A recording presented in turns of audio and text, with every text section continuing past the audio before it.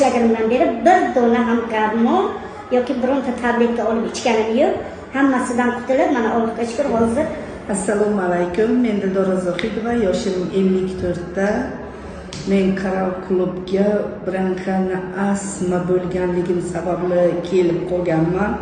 Chunki men 2002-yildan beri bu kasallik bilan kasallanib kelib, juda ko'p lecheniyalar olganman. Har 6 oyda hamma vaqt kaplilar olib turganman. Postoyanno meditsinaga murojaat qilib lecheniya olib yurganman, lekin oxiriga borib shunchalik darajaga bo'lganki, asta-asta o'sha meditsina tomonidan yordam menga ta'sir qilmay qolgan. Chunki oxirgi vaqtlarda 2 oyda ham nima kapli oladigan bo'ldim, keyinchalik uje 1 oyda ham shunday bo'ldiki, haftasiga uyga skori chaqiradigan bo'ldik. Chunki juda ham nafas qisishi kuchli edi.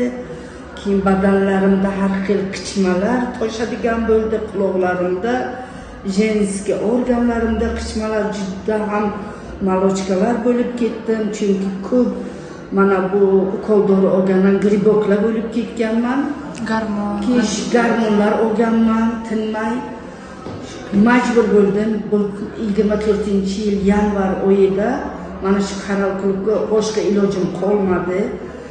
Bir tanishim orqali keldim. Mahsulotni olib ichishni boshlaganimda Allohga shukr 5-kundan men o'sha rezultat olishni boshlaganman. O'sha men mana bu salbutamon olardim. O'sha 5-kundan keyin menga pristup to'xtab, mana shu narsani tashlaganman. 90 kunlik programmadan o'tdim, hammasini ichdim.